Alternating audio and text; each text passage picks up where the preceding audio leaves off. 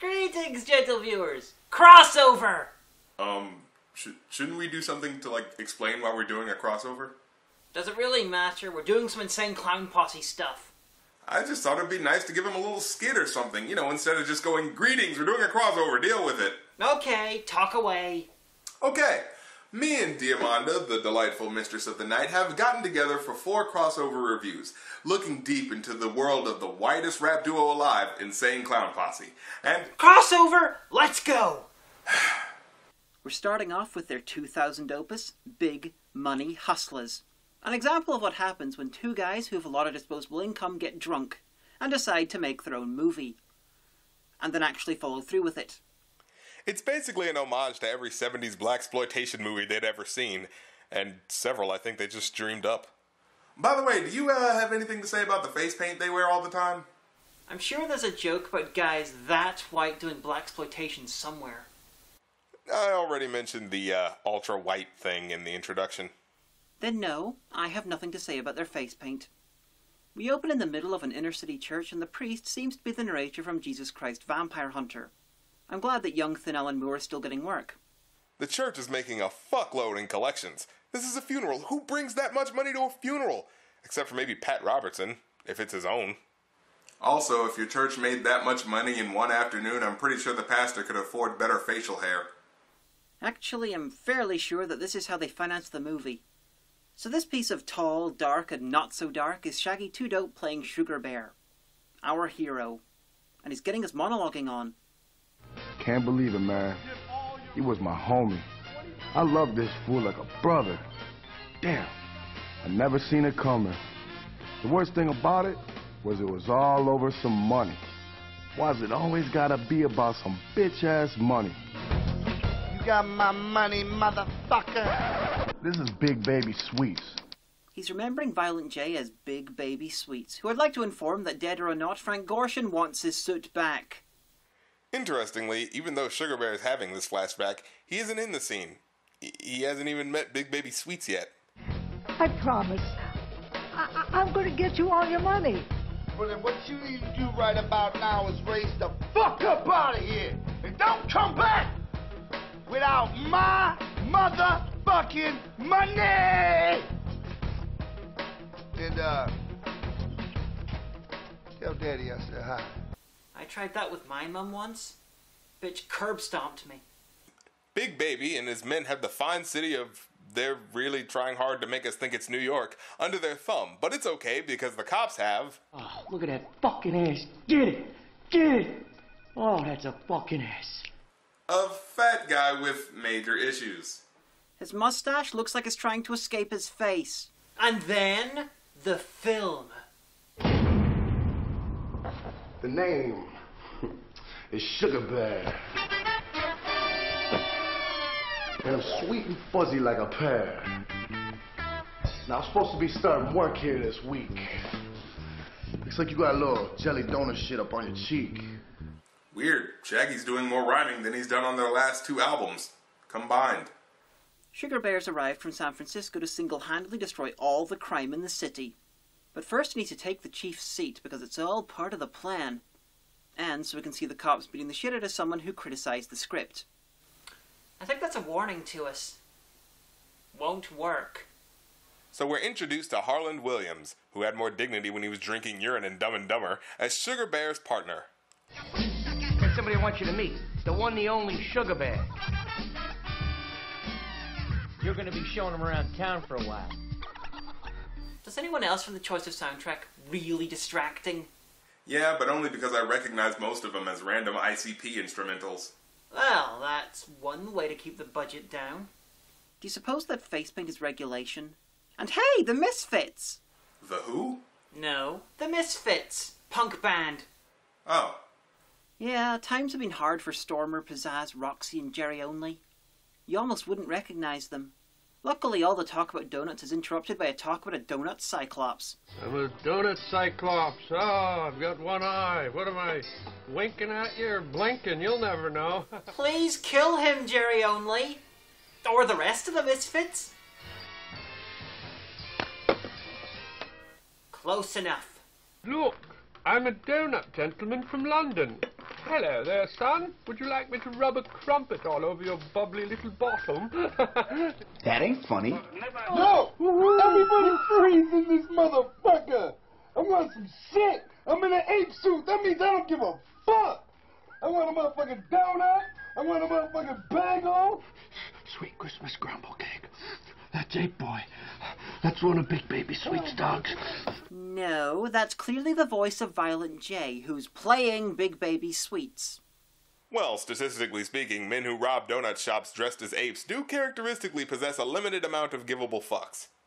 Hey, boy! Oh, shit!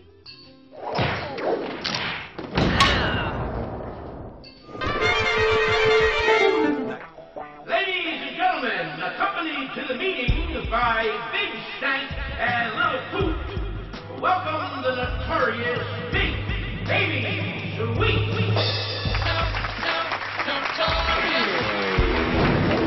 As usual, this meeting is of most importance. This meeting is about money. My money! And if you fuck with my money, you're fucking with your life. One thing you'll notice when watching this film is that Big Baby Sweets loves to say the word money. He says it a lot, with lots of conviction, and he never says it the same way twice. Money! A money! A money! Money! Money! Money! A money! Money! Money! If he says money one more time, I'm going to scream. I hope y'all remember my personal security ninja, Hack Benjamin. That's not a ninja, that's the player character from a sci-fi FPS. Anyway, Big Baby spends the next something like 7 minutes introducing all these guys who work for him and already know each other to each other. There comes a point when inept script writing becomes transcendent. And that's not right now.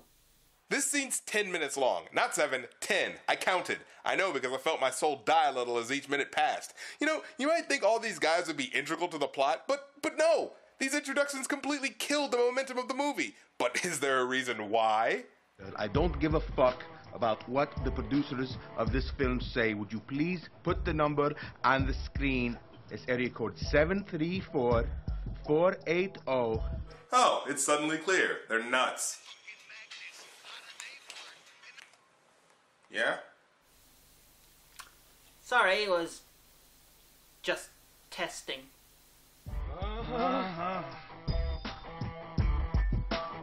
I think they just really wanted to put these on screen, which are so clearly fake. I don't know why we're bothering with the censorship box. It's because Blip are fucking Puritans. Anything capable of turning people on must be found and expunged. Damn, I'm hot. Hey, why don't I get a censorship box? My feet are not that attractive. See how I hooked y'all up? I ain't even have to do that. Oh, you right. Our movie's the shit. And with that, I found a new clip to use. By the way, the guy with the Master P on his hat is actually Rerun from What's Happening. So, yeah. Now there's an Oscar waiting to happen. Not really. You got my money, motherfucker! Poor guy's putting more money than he's seen in 20 years on that table.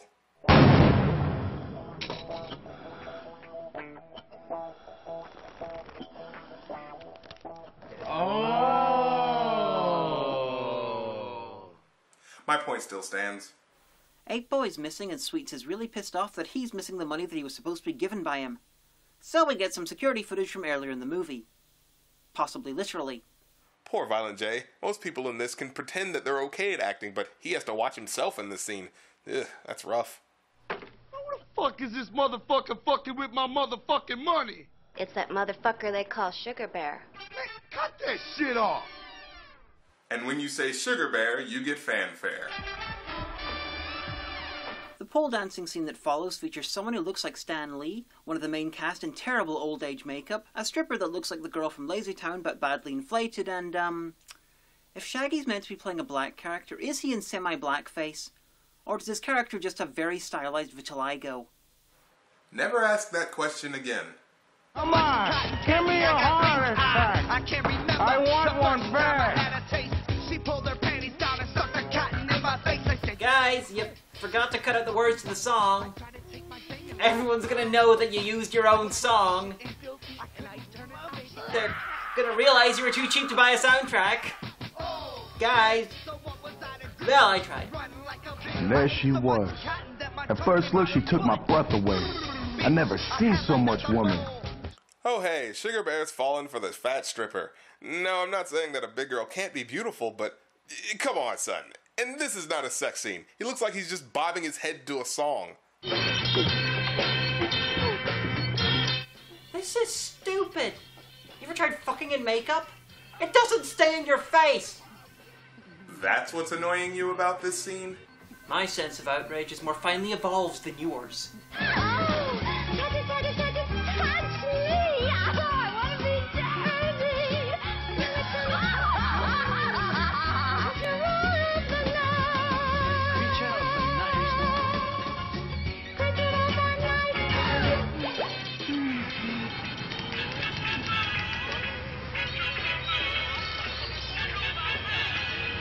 Come on.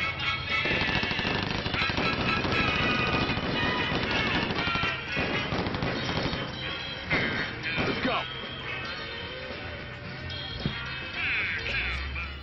That golden guy looks like Xerxes from 300 Conquered Oz. While Sugar Bear's been off fucking, the whole city's gone to hell, because Big Baby Sweets went apeshit over the one crime Sugar Bear managed to thwart in the donut shop. Overreact much? By the way, good job protecting the city there, Sugar Bear. You know, usually the bad guy has to do something to distract the good guy, but in this case, he's distracting himself. Sugar, come in. This is Harry Cox. Yeah, what, man? Sugar? That's right. Sugar, where have you been? This whole town's gone to hell. The whole place has been ripped apart in the last 24 hours.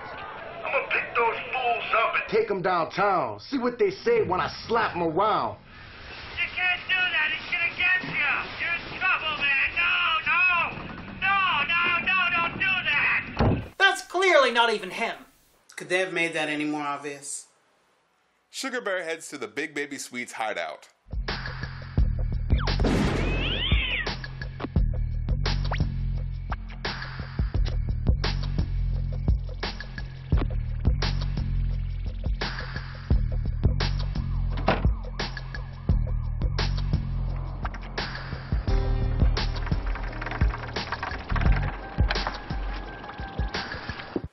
That was pretty funny.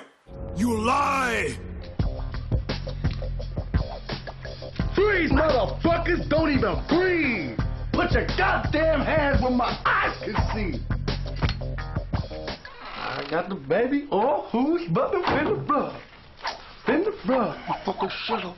In the blood. You know, there's some questions you just don't want definite answers to. So Big Baby Sweets and his guys are arrested, and we get our first scene with Jay and Shaggy together. Now, if you guessed that growing up and working together for literally decades would have left some sort of nice personal chemistry, then no, you're stupid. You guessed wrong. Violent J couldn't act his way out of a wet paper bag if he was made of scissors. You're taking this kinda personally. The only effect this is having on me is I suddenly want to install spinning tables in my interrogation rooms. You ain't got shit on me. Shit, that is, except for, my motherfucking money. Damn it, shut the hell up about money! It isn't funny. It wasn't funny. It will never be funny! Breathe, dude. Just fucking breathe. Because the rape critic's in danger of having an aneurysm, we're skipping the rest of the... Motherfucking money! We're skipping the rest of the interrogation scene. Damn it! I guess we got no choice but to let him walk. God damn it! Well, let's hope they don't want to retaliate and get revenge by taking more innocent community lives.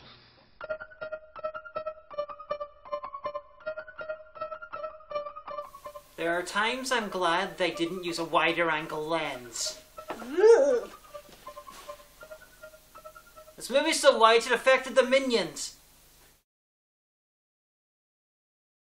Big Baby brings his top guys together again, yells about his fucking money, again, has a long talk with them about said money, motherfucking money, and kills some more of them, this time because they can't think of ways to kill Sugar Bear.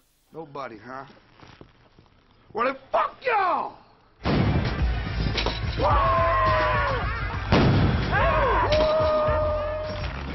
Our Father, who art in heaven. You do know you're killing the guys who bring you money, right? Usually killing the bad guy's henchmen is something the good guy does. So he uses this thing, and through bumping his face into the screen and mugging for the camera, clearly confusing what he usually does in his music videos with what you're supposed to do in a movie, he gets a couple of ninjas to teleport into the room. Welcome, Magic Ninja 1 and 2, you mysterious fucking ninja motherfuckers! Uh-oh, either Evil Ninja Bruce or the guys not getting their fast food is gonna be pissed. Now, you'd think he summoned them to kill Sugar Bear, but no. If you kill him, the movie's over. So that ain't the plan. You wouldn't dare be so merciful. The ninjas are sent to kill the stripper for some reason. Once you find this fat bitch and you eliminate her presence, the entire city will belong to Big Baby Sweets and his gang of thugs. Oh yeah, that's why. I thought he already owned the city. I mustn't be paying as much attention as I thought I was, which is fine with me because I'm not rewinding to figure out what I missed.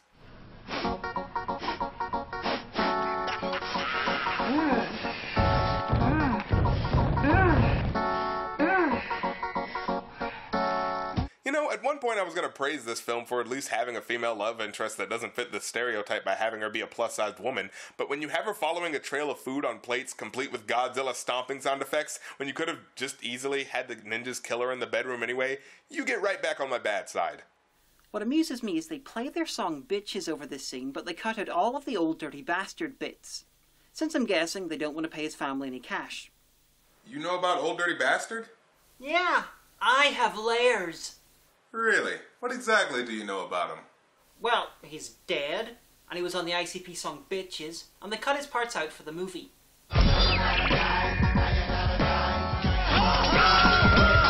Still, Sugar Bear took her death pretty well.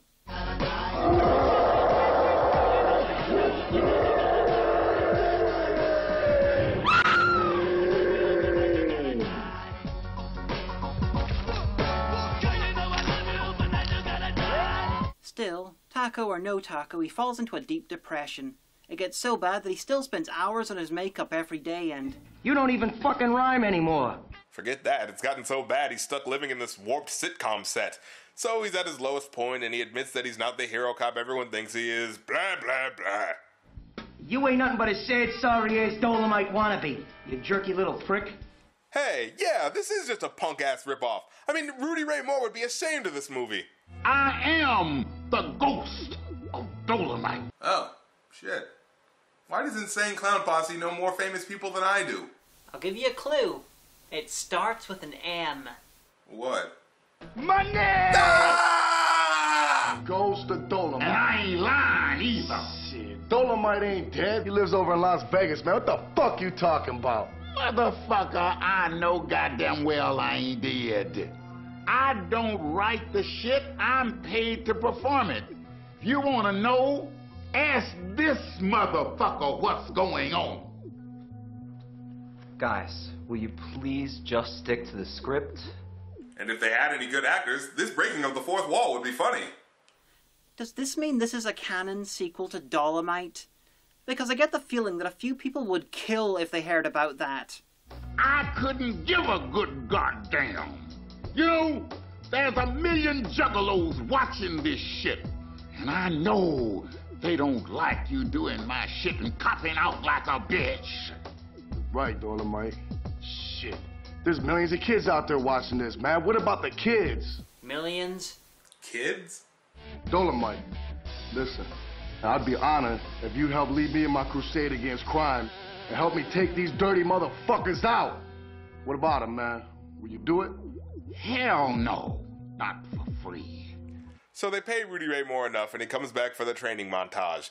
The montage that somehow manages to be worse and less funny than any training montage in any movie ever. Seriously, how do you screw up a training montage in a comedy?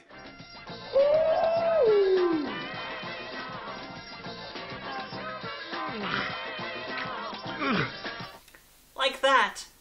So, trained up and ready to go, Sugar Bear gets the layout to the villain's base from the chief. How they have this, I don't fucking know. I'm too busy wondering where they got this rejected TARDIS interior from. And honestly, I've seen much worse TARDIS interiors. Sugar, this is Dr. Dinglenut. Dr. Dinglenut? There are porn parodies with better names than that. When you pull the trigger the first time, the first bullet will fly out. Wherever the magic ninja is within the warehouse, it will destroy him. Thus, we call this the ninja detector gun. 1. How the hell can you be so bored when describing a gun that exclusively kills ninjas? And 2. Why do you need Sugar Bear at all? He's also developed a weapon to kill the guy in black. The man is completely deaf. He cannot hear a sound. When you blow on the whistle, it will send the sound waves from the whistle directly through his inner ear canal and into his brain. If he does not immediately flee the scene, he will be destroyed. So, for all those times where it appeared he was reacting to sounds and following spoken orders, he was just, what, guessing? You couldn't even find out what deaf meant? I mean, you already don't know what comedy, pacing, and movie mean, but... You forgot budget. And you don't know what the word budget means, but I thought you'd at least understand that when someone's deaf, they can't hear.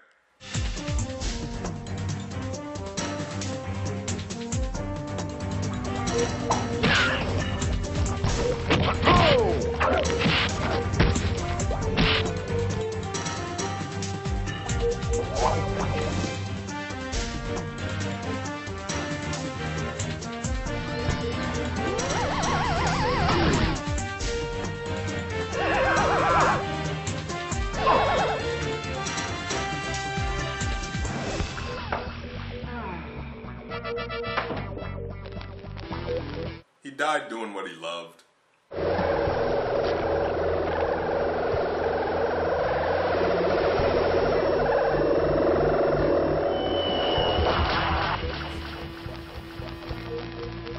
Oh, it's just as my fortune cookie predicted. Hey, why didn't Big Baby just send Hack Benjamin to kill Sugar Bear? He seemed pretty efficient when he was killing everybody else. Hey, he took my advice. I preferred him when he was killing random people and hobo with a shotgun. Now that's what I call a... blowjob. What the fuck is that? Sugar Bear uses a device from the doctor to bring either Twisted's parents, or robot doubles of their parents, to drag them kicking and screaming out of the movie. But I think most parents would want to drag their kids out of this movie. Holding? What is that in your mouth? It's gold, too. Is this what you've been saving your allowance for? You said you were saving to buy a microscope. Ooh. What have we done wrong? Well, clearly you let them listen to Insane Clown Posse. Take your shirt off. Let me rub your shoulders like a Norwegian bathhouse attendant. Come on, let me get in there. Man, the chief was right. You a bitch. Man, get up and go. Little bitch. Just a couple of touches. Well, that took a sudden turn for the homoeroticophobic. You know what every evil lair needs? A wrestling ring. And Mick Foley. He's playing Cactus Jack, but they call him Cactus Sack. Either because of copyright issues or because they thought it'd be funny. Nah, it's probably both. I really need my own in-house wrestling ring and former world champion in between the front door and my command center. It'd make the periodic commando raids a bit more fun. Would you like some squash with that steak? Bang bang!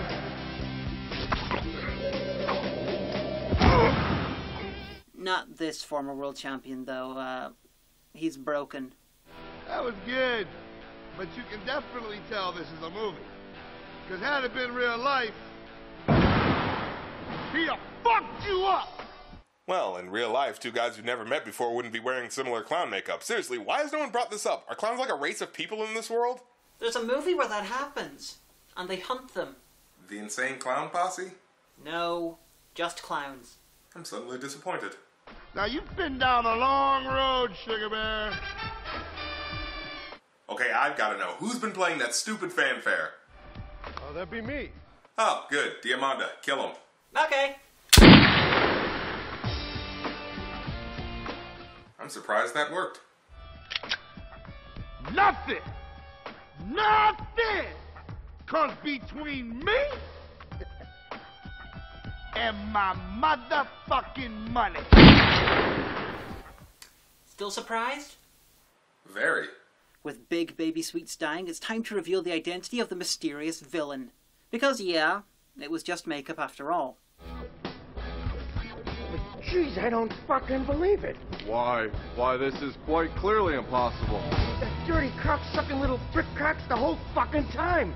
Well, it's definitely a twist you wouldn't see coming, but I think that's because nobody was stupid enough to guess something that dumb. The story comes to an end and we reveal that the funeral was for Harlan Williams, aka Big Baby Sweets. The priest and the choir boy are Big Baby's guys, and now the collection plate's been filled, it's time to kill the audience. What a perfect metaphor for the movie. The wicked clowns will never die! So, their plan is to kill all the people who have happily given them money and in the future would be giving them more money. I think I've seen this plan somewhere before. It didn't work then either. This movie's so cheap, it's like they couldn't afford comedy. Like, taking enough time to write jokes just wasn't in their budget. They pretty much just cursed a lot in place of actual humor. You know, like with most of their songs. It's like, hey, Diamanda, knock knock. Who's there? Motherfucker, dick, pussy, snot, and shit. Good night. I don't get it.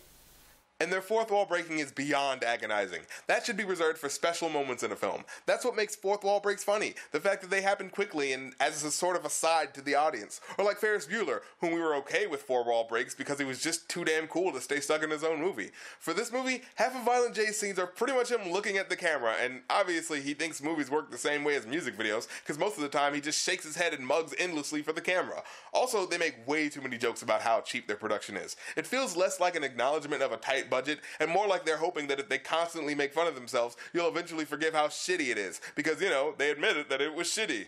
What do you think, Diamanda? This movie is massively meh for me. I've seen much worse in comedy, taste and budget, usually when editing my own show. Little bits were really, really funny, but by far most of it kinda wasn't. I'd really avoid if you're not an Insane Clown Posse fan. And if you want to remain an ICP fan, I'd avoid it too. For our sakes, let's hope they got better by the time the inevitable sequel came around. Agreed. Now, are we at least going to finish up this crossover with a little bit of fun back and forth? No.